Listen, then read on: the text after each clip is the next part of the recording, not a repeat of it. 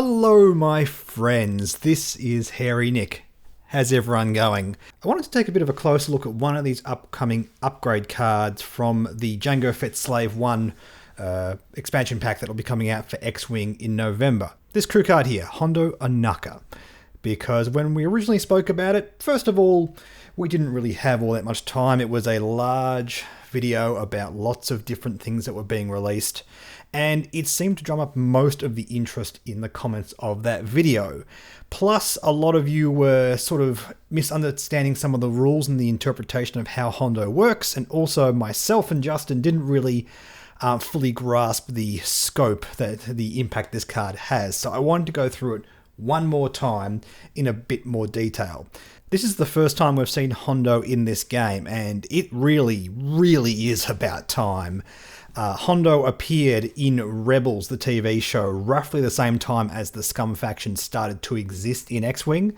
So it's, literally been 4-ish years now since we could have been seeing this guy on the Scum faction. He's such a light character within the universe. It's kind of surprising it took this long. However, I will say it's one of those things where you don't want to get the mechanics wrong. I know ultimately that any card in this game can have any set of mechanics. It doesn't matter so much, but we do have to acknowledge that with certain characters and certain ships and that kind of stuff, we do have to make sure the flavour is on point. Because without flavour, this may as well not be a Star Wars game at all. Hondo is a character that basically takes sides with any faction he comes across. Whether it be in the Clone Wars, he has sided with the Separatists, with the Republic, even against Darth Maul and his brother, Savage Opress, and in the Galactic Civil War, he sides with both the Rebellion and the Empire, depending on the circumstances and what benefits him most. So it makes sense that he is the first crew card in 2nd edition to not have a faction. It also makes sense having this design that gives you real risk and reward that could either negatively impact your opponent or positively impact your own ships, or vice versa, even at the same time. It's kind of weird, but it's just one of these designs where I really got to hand it to FFG. They have knocked this one out of the park. And indeed, it's one of those things that we have to remember when looking at this card, because one of the key things that people are getting wrong about this card is the fact that, yes, it always has inherent upside and downside, unless you can manufacture things a little bit sneakily. Basically, you get to choose 2 ships that are friendly to each other within range 1 to 3 of the ship that he's on. That's either 2 of your ships or 2 of your opponent's ships. Or I guess in a multiplayer game, it could be like 1 of you and an ally ships, but let's talk the main game for this stage. We're talking 2 of your or 2 of your opponent's ships. 1 of those gets coordinated and 1 of those gets jammed. So if you're picking 2 of your own ships, great, you get to coordinate 1 of your friendly ships at range 3. That's very, very powerful, at the expense of jamming 1 of your own ships, which is downside, but frankly, I think coordinating 1 of your friendly ships at long range is enough upside to mitigate that in most cases, which leads me to think that Hondo will not be cheap. I think that alone is very, very powerful. If you're doing it to your opponent's ships, you get to jam an enemy ship at range 1 to 3, which again is quite powerful, but you have to coordinate 1 of your opponent's friendly ships. Now, this is the thing that a lot of people have gotten wrong when they have talked about, how they're going to use this. I originally said that's huge downside, and indeed it is. To which people responded, but hang on, you can give your opponent actions that forces them to roll in front of a rock or something. And hey, if that's the kind of thing we're going to be able to do, the scope at which you're thinking isn't even right. I mean, imagine if you coordinate, a ship with a turret, for example. You could point their turret in the wrong direction. You could do a red action with like a Y-wing, like a red barrel roll, and just stress it out. Take it out of formation, make it break formation, do a big red barrel roll with something like Dengar and make him lose a shot, all that kind of stuff. But that's not how this works. You do not get to choose the action that your opponent's ships take. If you have a look at the rules for Coordinate, you see very clearly that the chosen ship gets to perform the action. And this is some of the weird quirks of the language FFG chooses to use in this game. This possessive language that we're referring to the ship as a person, where the ship's just a piece of plastic. The player is the person. We see this a lot in pilot cards where it says you. It actually refers to this ship. So whenever things are referring to this ship, it's actually referring to the player. That's kind of a bit of a roundabout way of me saying, hey, this rule says that you don't get to choose your opponent's action. That's not how coordinate works. So no, you're not going to be rolling your opponent's ships in front of asteroids. You're not going to get upside in exchange for upside with Hondo. It's just not going to happen, guys. It's not how the card's designed to work. I will say, though, if we take a look at the rules for coordinate again, it does specify that friendly ships must be chosen. In fact, it says if you can't choose a friendly ship, the coordinate fails. But we're specifically doing this to enemy ships. This isn't a coordinate action, so it's a bit of a different kind of thing. Nevertheless, it does state that if you can't choose a friendly ship, the coordinate fails. And look, we're all making the assumption that this is going to work. It's just, I don't know how FFG are going to describe this. I think it's going to be a case of Hondo is going to get his own special FAQ to say like, hey, yes, obviously that's how coordinate actions work. But with Hondo, you get the option to coordinate enemy ships. That's all good. I very, very much doubt FFG are just going to go, nope, you just jam an enemy ship and you can't coordinate them. So yeah, you just jam an enemy ship. No, that's not how it's going to work. This is not the intended design of Hondo. Similarly, by the same token, you can't jam a friendly ship. So again, it's going to be a special case for Hondo.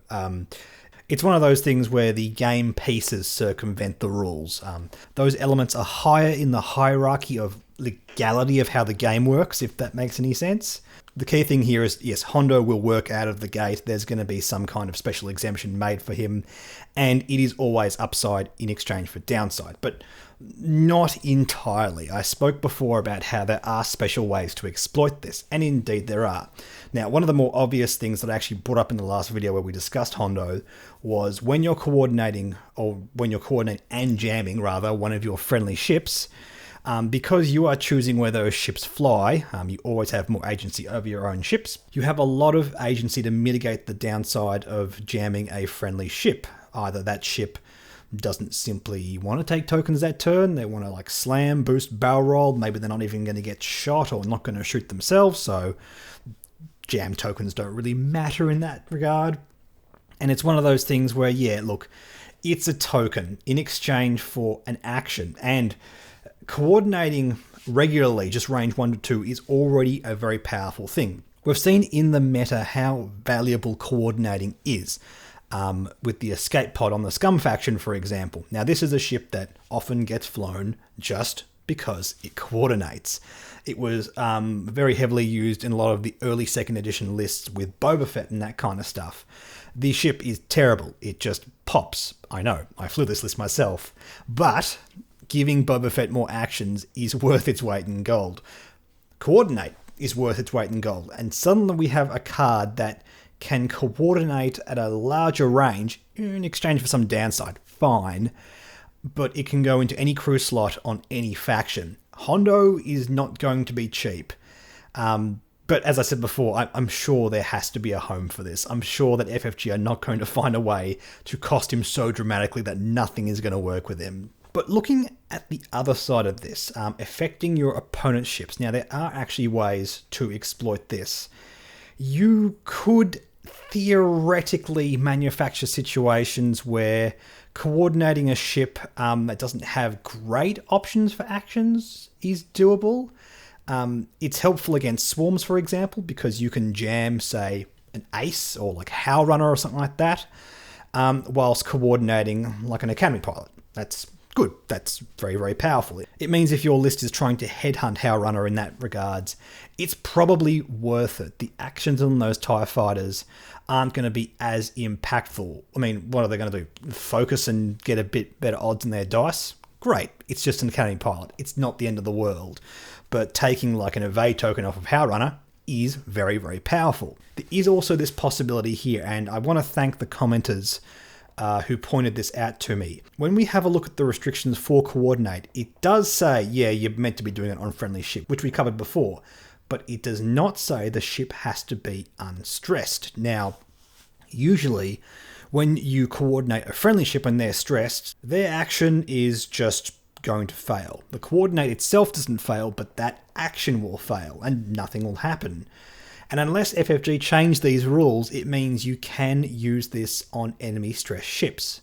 your opponent has the ability to go, hey, I know that you're using Hondo, so I'm going to stress my ships less. But forcing your opponent to do things they otherwise might not want to have done is a very, very powerful effect in this game. So that's kind of thing that can't be overlooked.